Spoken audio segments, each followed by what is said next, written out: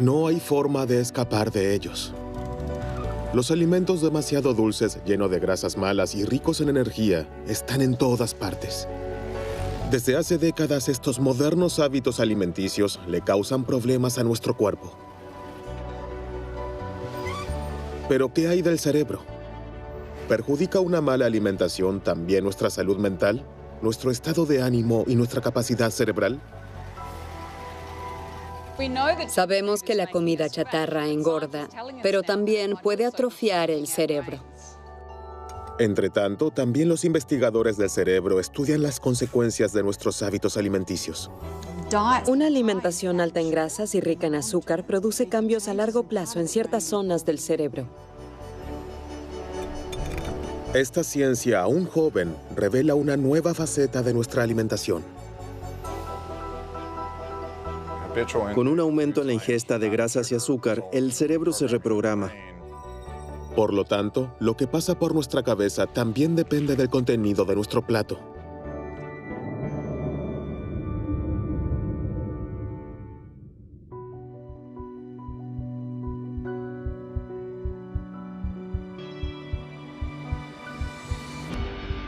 Todo comienza con las primeras comidas, antes del nacimiento. El cerebro se desarrolla durante el embarazo. Su posterior rendimiento depende de la forma en que se alimente, de lo que ha comido la madre durante los 9 meses.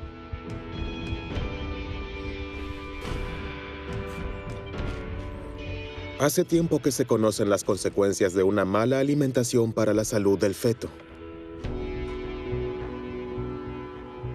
En la actualidad, en Australia, los científicos se ocupan también de los efectos de la alimentación en las funciones cerebrales.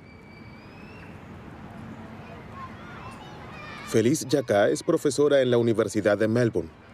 Estudió el comportamiento de miles de niños después de haber observado los hábitos alimentarios de sus madres en un amplio estudio de 23,000 mujeres embarazadas. Seguimos de cerca qué comida chatarra y alimentos procesados industrialmente comían y qué alimentos saludables, nutritivos y ricos en fibra. Luego examinamos la salud emocional de los niños de 18 meses a 5 años. Por supuesto, también se tuvieron en cuenta factores como el nivel de formación, los ingresos, la salud mental de la madre y el estilo de la educación.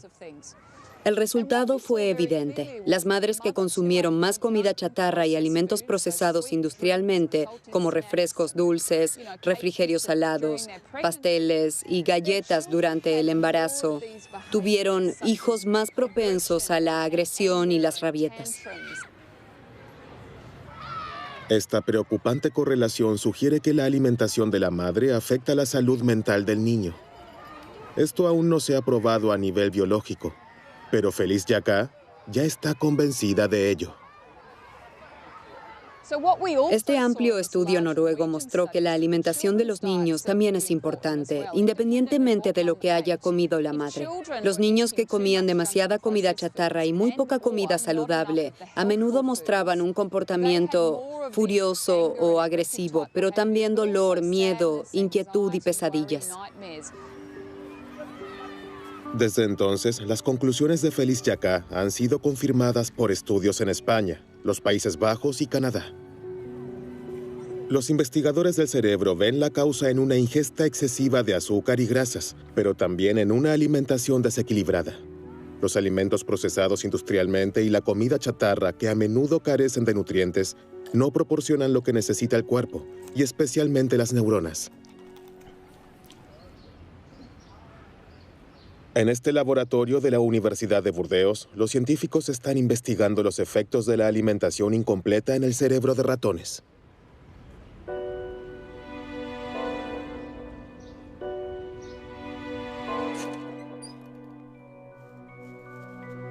Este experimento se usa para medir las reacciones de miedo. El animal tiene la opción de poder explorar la parte iluminada o esconderse en la sombra. Por lo general, el ratón siempre se toma el tiempo para explorar el área iluminada.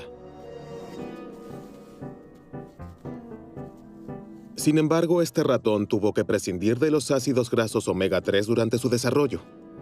Estas son las grasas buenas, que se conocen principalmente por su influencia positiva en el corazón y las arterias. En lugar de explorar sus alrededores, el ratón se retira a un rincón oscuro que no abandona más. Está estresado y asustado. El experimento se repitió muchas veces con decenas de ratones. Para los investigadores, este extraño comportamiento se explica fácilmente. Sin ácidos grasos omega 3, el cerebro no puede desarrollarse ni funcionar normalmente, ya que nuestras células grises se componen de un 90% de grasa que el cerebro no puede producir por sí mismo. En el cerebro se encuentran junto al tejido graso las mayores cantidades de ácidos grasos poliinsaturados. Estos ácidos grasos son indispensables y como el organismo no puede producirlos por sí mismo, tenemos que ingerirlos con nuestra comida. El pescado graso, las entrañas, los aceites vegetales, las semillas y los frutos secos han sido desde hace mucho tiempo los que más aportan omega 3 a los seres humanos. Pero estos alimentos se han vuelto poco frecuentes en las cocinas de los países industrializados. La cantidad de ácidos grasos omega 3 que llega al cerebro es clave para el desempeño de sus células, pues a medida que las membranas absorben estos ácidos grasos, mejoran sus propiedades eléctricas. Las neuronas que son ricas en ácidos grasos omega 3 transmiten la señal más rápido y la red es más eficaz. En el caso de deficiencia de ácidos grasos omega 3, el funcionamiento del cerebro puede verse afectado. Grandes sectores de la población muestran una deficiencia en ácidos grasos omega 3. Por eso es importante asegurarse de una ingesta suficiente, especialmente en ciertas etapas como durante el desarrollo, cuando el cerebro necesita grandes cantidades de estos ácidos grasos. Esto también cuenta en la adolescencia, porque en esta etapa los hábitos alimenticios cambian a menudo. También en la vejez, cuando el cerebro absorbe menos los ácidos grasos omega 3, se debe aumentar la ingesta. Por eso, para que el cerebro funcione a toda velocidad, deben evitarse especialmente las deficiencias en la alimentación. Pero se debe disponer de los nutrientes adecuados y la comida debe ser variada. ¿Qué le sucede a las neuronas cuando la alimentación es pobre en nutrientes y sobre todo consiste siempre en lo mismo? El hámster europeo que estuvo extendido durante mucho tiempo aquí en las tierras bajas de Alsacia se enfrenta exactamente a este problema. Desde los años 60 hemos observado una disminución en la población de hámsters que ahora está en peligro de extinción. Al mismo tiempo, el cultivo de maíz ha aumentado cada vez más. Carolina Vold se preguntaba si la caída de la población de hámsters podría deberse al repentino exceso de oferta de maíz. Por ello, en un experimento de laboratorio, alimentó a sus hámsters exclusivamente con este tipo de grano.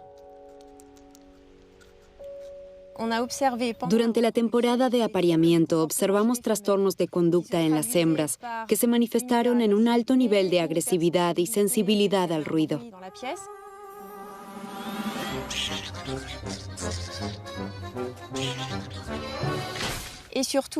Pero sobre todo, estas hembras se comían a sus crías el día de su nacimiento. Esto se observó en más del 80% de las hembras. La mala alimentación es suficiente para convertir al hámster en un asesino de hijos.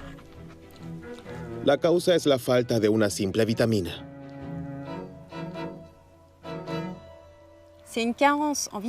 Este comportamiento inusual se debe a una falta de vitamina B3, porque después de haber enriquecido su dieta a base de maíz con esta vitamina, mostraron un comportamiento normal. Comenzaron a amamantar a sus crías tan pronto como estuvieron bien nutridas.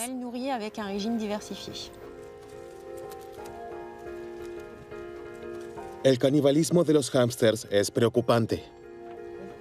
¿Podría una alimentación poco equilibrada y deficiente llevar también al ser humano a un comportamiento agresivo y violento?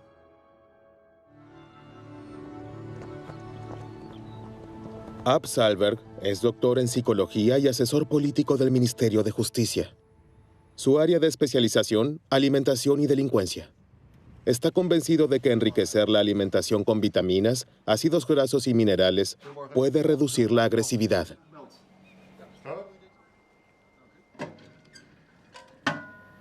Esta hipótesis es difícil de verificar en la vida normal, porque nuestro comportamiento y nuestros impulsos están determinados por numerosos factores y circunstancias.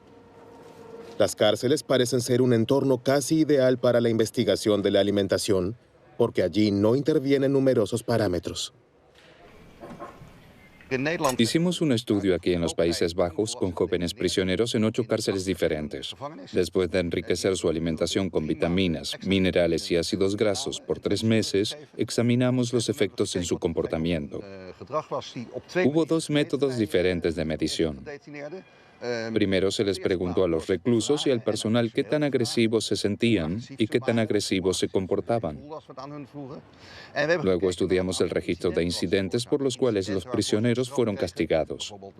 Y resultó que el número de casos de castigo en celdas de aislamiento se había reducido drásticamente. En el grupo de presos cuyas comidas fueron enriquecidas, el número de incidentes disminuyó en 1/3.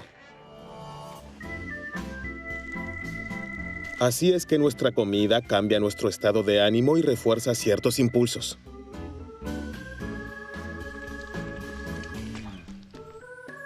Pero ¿puede la alimentación influir también en las decisiones que creemos tomar libremente?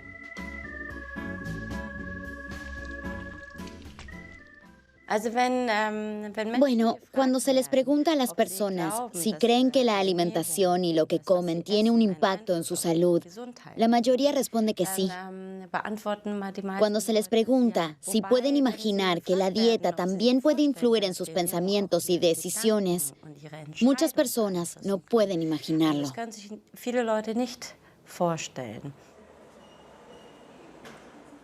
Pero eso es exactamente lo que ha demostrado por primera vez So-Yeon Park del Instituto de Psicología de la Universidad de Lübeck. Sus estudios han revelado el mecanismo por el cual la alimentación puede influenciar nuestros pensamientos. Con este fin, la investigadora desarrolló un experimento muy original. Imaginemos el siguiente dilema. El dinero sobre la mesa debe dividirse en 2 cantidades. Pero es su compañero de juego, un desconocido, quien decide esta división. Te daré 2 euros y me quedaré el resto. Si acepta esta oferta injusta, obtendrá algo de dinero, pero mucho menos que él. Si la rechaza, ambos se van con las manos vacías. ¿Qué elegiría? ¿Acepta la oferta y toma los 2 euros, aunque se sienta engañado? ¿O la rechaza y se va con las manos vacías, pero con la frente bien alta? Sorprendentemente, que tome el dinero o no depende de lo que haya comido antes.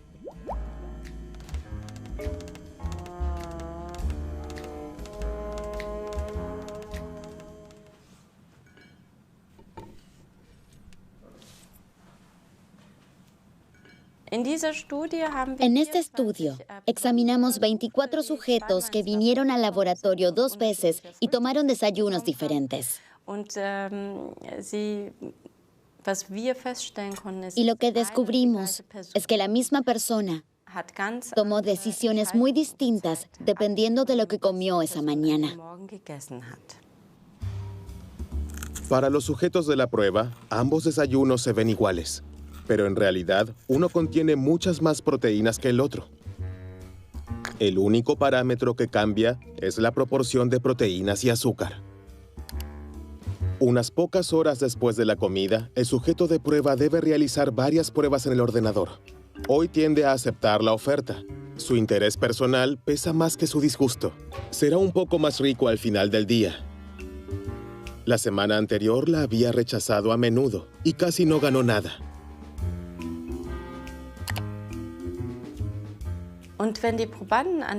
Si los sujetos tenían más proteínas en sus desayunos esa mañana, también fueron más tolerantes ante una oferta injusta.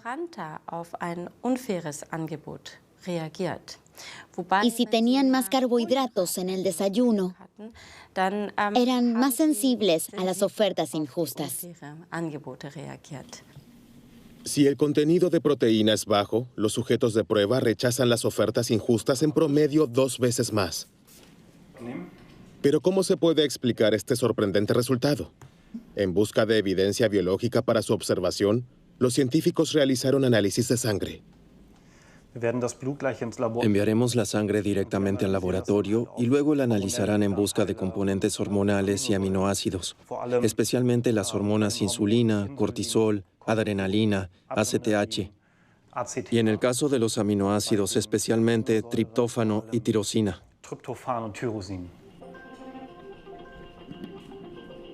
La sustancia más importante en esta lista es la tirosina.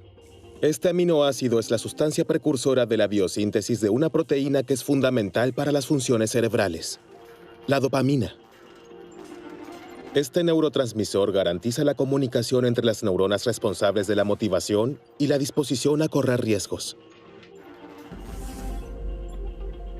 Los resultados del análisis de sangre muestran que los sujetos cuya sangre contiene más tirosina tienen más probabilidades de aceptar la oferta injusta.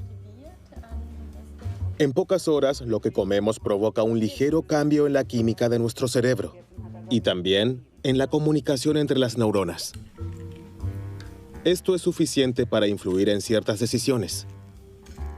En el Instituto de Psicología de Lübeck continuarán los experimentos a fin de confirmar este resultado, ya que los posibles efectos son amplios.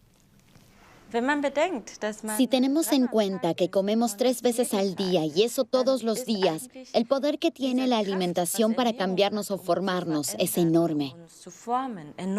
Y eso definitivamente debería darnos algo en qué pensar cuando se trata de cómo podemos usar la alimentación para favorecer nuestro bienestar u optimizar nuestra mente. Una alimentación incompleta no solo produce un cambio en la función y el comportamiento del cerebro e influye en nuestras decisiones cotidianas. Cada vez es más evidente que la alimentación juega un papel vital en nuestro estado de ánimo.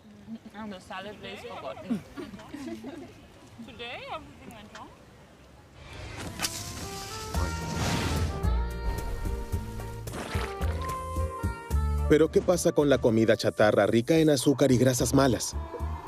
¿Qué pasaría si no ingiriéramos nada más que eso?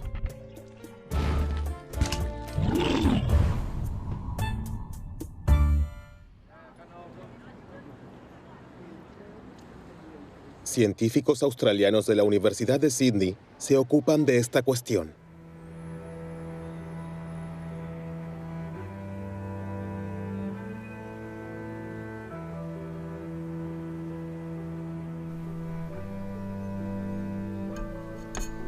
Margaret Morris dirige el único laboratorio en el mundo donde las ratas se alimentan con los alimentos producidos industrialmente que se pueden encontrar en supermercados o cadenas de comida rápida barata.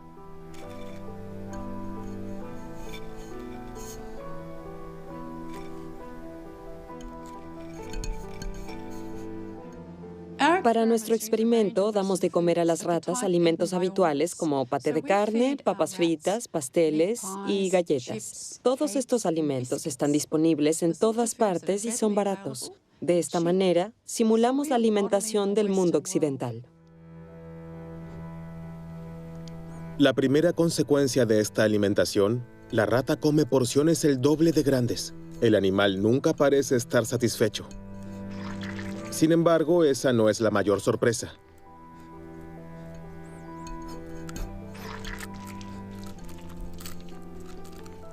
Estamos particularmente interesados en los efectos de esta alimentación en la memoria de los animales. Los medimos con la ayuda de una conocida prueba de comportamiento de reconocimiento de objetos. Para esta prueba, la investigadora coloca algunos objetos en la jaula de una rata. La rata inmediatamente comienza a inspeccionarlos porque los roedores son muy curiosos por naturaleza. Una vez que el animal ha explorado todo y ha memorizado su entorno, se aparta momentáneamente. Movemos un objeto y volvemos a colocar a la rata en la jaula.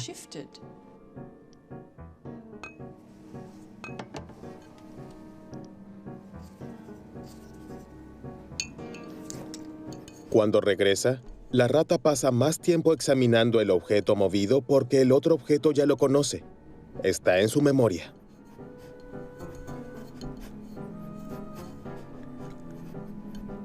Sin embargo, las ratas sobrealimentadas muestran un comportamiento diferente.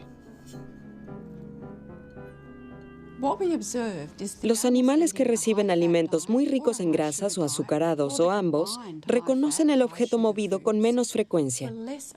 A diferencia de las ratas sanas, dedican aproximadamente la misma cantidad de tiempo a examinar ambos objetos. Esto indica un daño en la memoria espacial.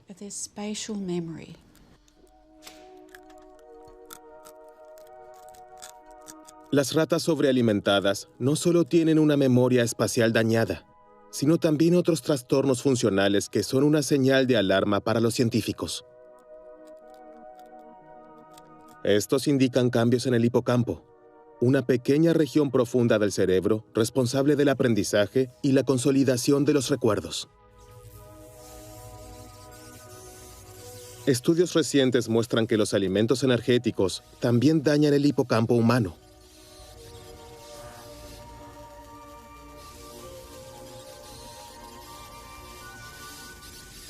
Observamos, por ejemplo, que la calidad de los alimentos afecta al tamaño del hipocampo y también al volumen de materia gris y blanca.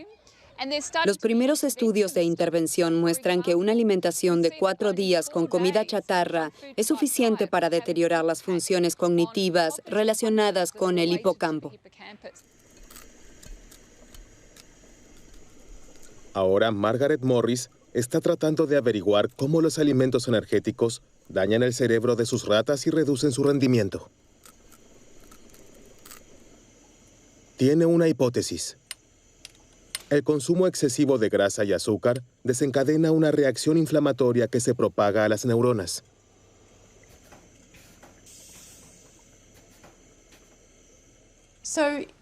Esta alimentación provoca una reacción inflamatoria en todo el cuerpo.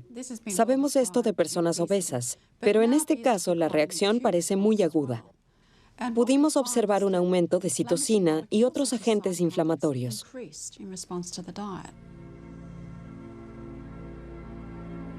Una alimentación demasiado abundante desequilibra el sistema inmunitario. Este se defiende y desencadena una reacción inflamatoria, especialmente en el tejido adiposo. Nuestra grasa luego libera sustancias que extienden esta inflamación a todo el cuerpo. Hasta ahora, se supone que las neuronas están libres de este fenómeno porque están protegidas por la llamada barrera hematoencefálica. Esta membrana rodea los vasos sanguíneos y normalmente protege el cerebro. Creemos que esta inflamación creciente podría extenderse desde el cuerpo hasta el cerebro. Esto podría deberse a que la alimentación daña y hace permeable la barrera hematoencefálica, que de otro modo protege al cerebro de las sustancias proinflamatorias, de modo que estas sustancias se introducen en el cerebro. De esta manera, la inflamación penetra en las meninges y allí causa un fenómeno particularmente sorprendente. En su laboratorio, Sophie Layet demostró recientemente que ciertas células inmunes en el cerebro de sus ratones sobrealimentados, las células microgliales, comienzan a comerse las neuronas.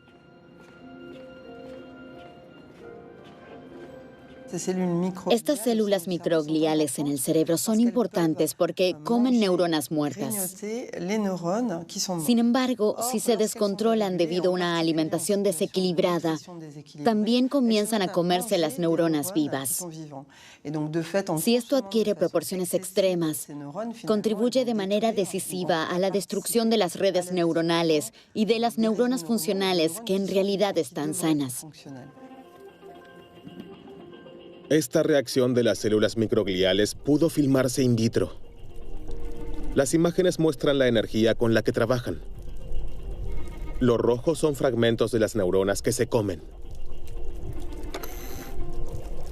En el caso de un ratón obeso, su actividad aumenta frenéticamente. Ahora se sospecha que este fenómeno perjudica significativamente la función cerebral.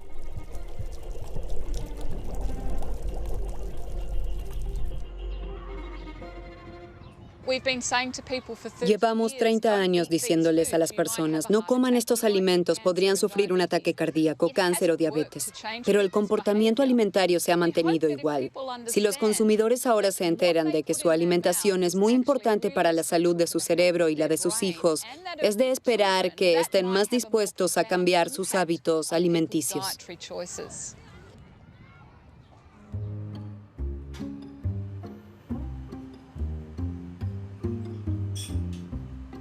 Microscopio, mini pipeta y un dispositivo de registro altamente sensible, Xavier Fioramenti posee todas las condiciones técnicas para medir la actividad eléctrica de una sola neurona.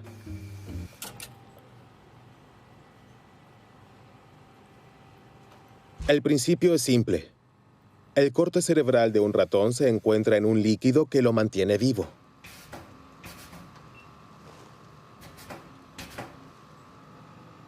El investigador acerca cuidadosamente su electrodo. Es una tarea particularmente difícil. Ahora llevo la pipeta hacia el cerebro y la acerco a la neurona hasta que hay un contacto. Ya está. Ahora mediremos la actividad eléctrica de las neuronas.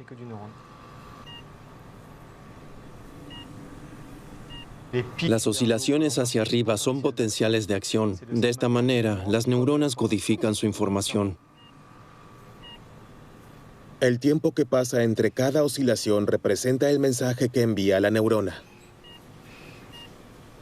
Ahora aumentaremos la concentración de glucosa en el líquido. Veamos si esta célula reacciona. Como puede observarse, esta célula reaccionó al aumentar la actividad eléctrica. El potencial de acción es más fuerte que antes de aumentar el contenido de glucosa. Esta señal es de una sola célula. Sin embargo, en el cerebro, todas las neuronas están conectadas entre sí.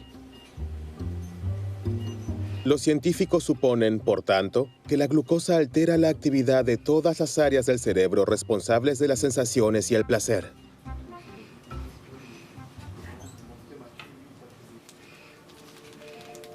Entonces, ¿el azúcar toma el control de nuestra libertad de elección?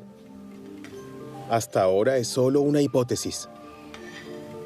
Por eso la adicción al azúcar es ahora objeto de una intensa investigación en los laboratorios. Y cada vez es más evidente que la influencia del azúcar es semejante al poder de una droga.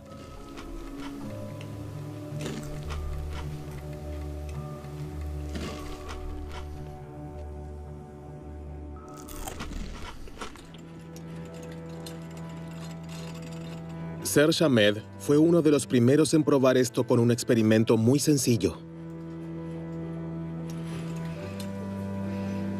Primero crió ratas con cocaína y azúcar.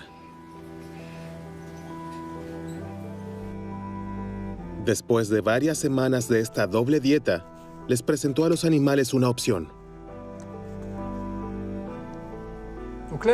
Aquí el animal puede elegir entre dos palancas. Una está conectada a una jeringa que contiene una droga líquida, una droga dura como cocaína o heroína. La otra palanca controla una segunda jeringa que contiene una bebida azucarada. Y se ve que el animal se decide por la bebida dulce.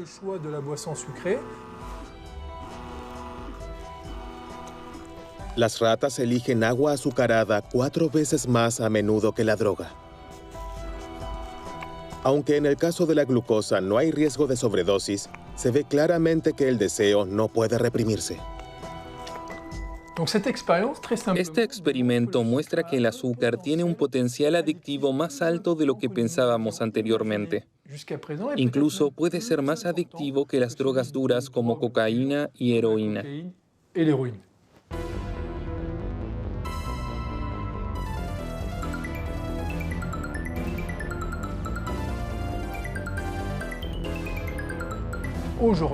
En la actualidad, nuestra nutrición es bastante desequilibrada, porque el azúcar se encuentra en una gran cantidad de alimentos.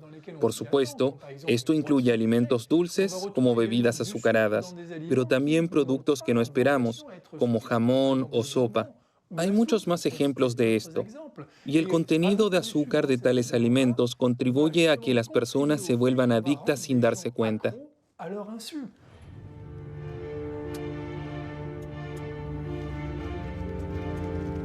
Aquí en el Oregon Research Institute se investiga el impacto de los alimentos azucarados en el cerebro humano.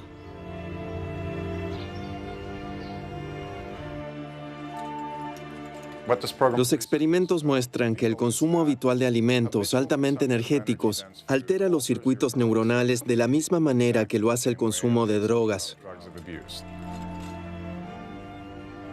Eric Stice ha incorporado al estudio a 100 estudiantes, de los cuales la mitad comió helado regularmente todos los días, mientras que la otra mitad nunca comió helado. Todos vinieron al laboratorio a tomar un batido en una máquina de resonancia magnética, y de esta manera se les proporcionó a los investigadores una idea de su actividad cerebral. Le damos un batido de chocolate hoy y anotamos la actividad de su cerebro, en el momento en el que da un sorbo y justo antes de hacerlo. De esta manera, queremos descubrir más sobre las consecuencias neuronales del consumo de alimentos altamente energéticos. Con la ayuda de un tubo, el sujeto de prueba puede beber el batido sin mover la cabeza. Descubrimos que en el caso de las personas que nunca toman helado, el sistema de recompensa está muy activado, mientras que en los sujetos de prueba que toman helado todos los días, no pudimos observar prácticamente ninguna activación. Esto demuestra que la ingesta regular de alimentos muy altos en calorías reduce significativamente el placer del consumidor. El sistema de recompensa crea una sensación de placer. Reacciona de manera particularmente intensa al consumo de azúcar. Sin embargo, la ingesta excesiva de azúcar reduce su capacidad de respuesta, haciendo que la misma dosis de azúcar sea menos placentera en algún momento. Con su experimento, Eric Stice descubrió otro efecto que es más sutil y quizás incluso más peligroso. Al comer demasiado azúcar, el cerebro es hipersensible a las imágenes de alimentos.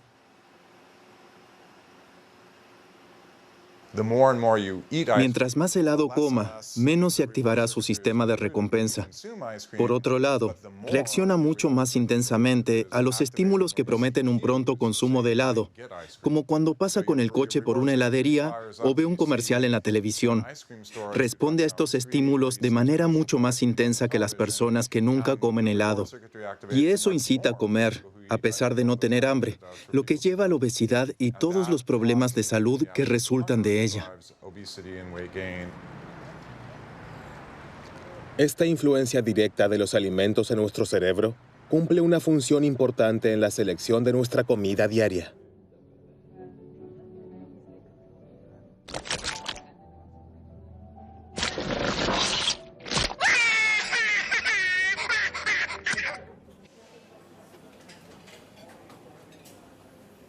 ¿Qué ocurre en el cerebro en el momento que elegimos un postre en lugar de un entremés o pescado en lugar de carne? ¿Quién mueve realmente los hilos?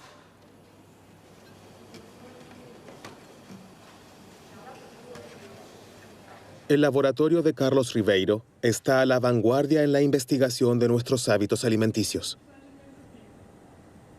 Queremos encontrar todos los componentes, todos los genes, sustancias y neuronas que influyen en nuestro comportamiento alimentario. Para esto tenemos que observar efectos muy pequeños, apenas perceptibles. Un animal muy simple, la mosca, le permite ir por nuevos caminos y probar nuevas hipótesis. Para comprender el comportamiento de alimentación de la mosca, Carlos Ribeiro ha desarrollado un dispositivo con el que puede seguir en detalle las decisiones del insecto. Si la mosca toca la comida, podemos medirla aquí con este sensor. Este es el mismo sensor que también detecta el tacto en la pantalla de tabletas o teléfonos inteligentes. Solo que aquí no se toca la pantalla, sino la comida. De esta manera, podemos ver exactamente si la mosca opta por proteínas o por azúcar. Pero también investigamos cómo come, en qué cantidades, con qué rapidez y con qué frecuencia. Analizamos en detalle sus decisiones que son controladas por el cerebro. Con la ayuda de esta técnica, ha demostrado que la mala alimentación tiene una influencia decisiva en el comportamiento alimentario. Por supuesto, las moscas que han sido privadas de proteínas elegirán alimentos ricos en proteínas. Sin embargo, observando más de cerca, descubrió que este no es siempre el caso. A veces teníamos moscas que no mostraban un fuerte apetito por las proteínas. Quisimos encontrar la razón y comprobamos que las moscas que no estaban interesadas en las proteínas tenían ciertas bacterias intestinales. Después de numerosos experimentos, quedó claro que el apetito por las proteínas de las moscas fue inhibido por dos bacterias intestinales muy específicas. Estas dos bacterias tienen un gran impacto en sus decisiones alimentarias.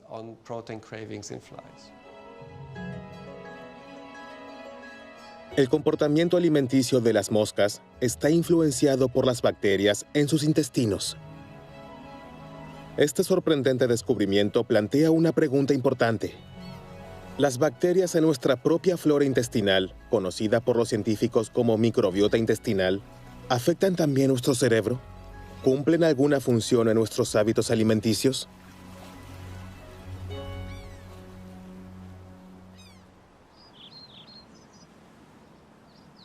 En la Universidad de Cork, en Irlanda, John Cryan es pionero en el estudio de la microbiota intestinal. Logró demostrar que las bacterias intestinales también influyen en ciertos comportamientos de los mamíferos.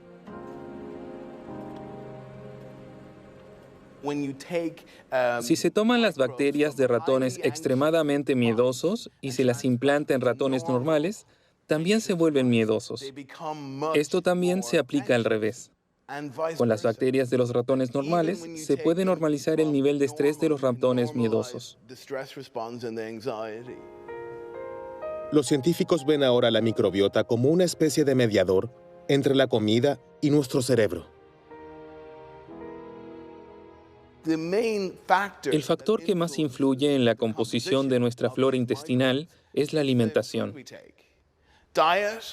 La variedad de alimentos es crucial.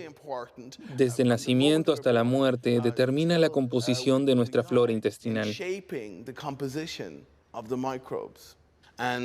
Recién estamos comenzando a comprender cuánto afecta nuestra alimentación a la flora intestinal y, por lo tanto, a nuestro cerebro.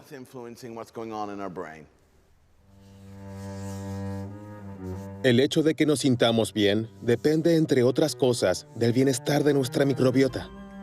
Una alimentación que es buena para nuestro estado de ánimo es principalmente una que agrade a las bacterias de nuestro intestino.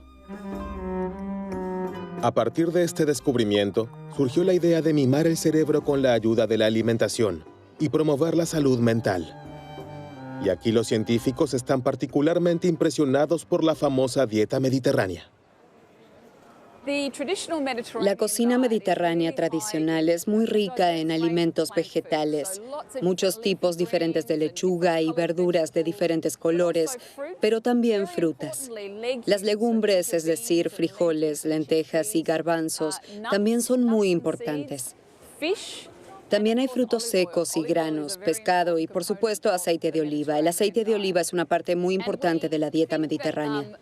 Creemos que esta amplia diversidad también conduce a una gran variedad de bacterias en nuestros intestinos. Y esta diversidad de la flora intestinal, a su vez, garantiza una buena salud.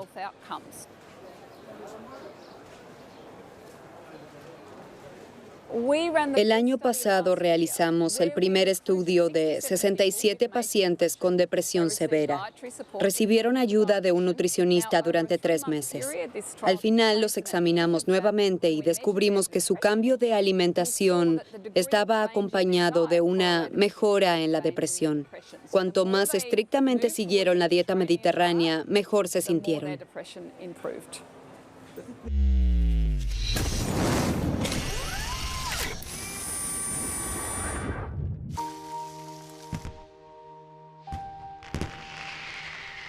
Alimentación al servicio del cerebro. Esta idea se está imponiendo cada vez más. Los científicos ahora están siguiendo todas las pistas. Las especias que se han utilizado en la medicina tradicional india durante siglos ahora se están investigando en los laboratorios debido a sus efectos positivos en la psique.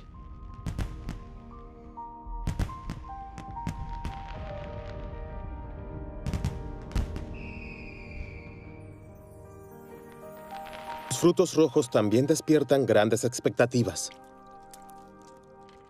Los polifenoles que contienen son capaces de reactivar las neuronas dañadas.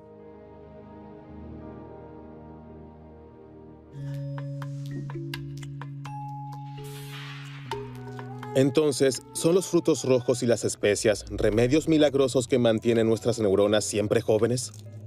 Aún es demasiado pronto para responder a esta pregunta. La ciencia recién está comenzando a desentrañar los misterios de esta increíble conexión entre la alimentación y el cerebro. El menú ideal para nuestras células grises aún se desconoce en gran parte. Sin embargo, una dieta variada y equilibrada que no contenga alimentos procesados industrialmente y azúcares, y que incluya muchas frutas y verduras, parece ser la mejor receta para mantener nuestras capacidades mentales. A mi abuela le gustaba decir, eres lo que comes, así que come bien. Y la ciencia comienza a reconocer cuánta razón tenía. ¿Podemos reducir la tasa de criminalidad previniendo las deficiencias en la alimentación? Es demasiado pronto para decir definitivamente que una alimentación saludable afecta nuestro comportamiento. Cuantas más barritas de chocolate comemos, mayor es la tentación, así que comemos más. Alimentamos el monstruo que llevamos dentro. Lo mejor que pueden hacer es alimentar a sus hijos de manera saludable y que no se acostumbren a esas porquerías. Acabo de decir porquería, lo siento.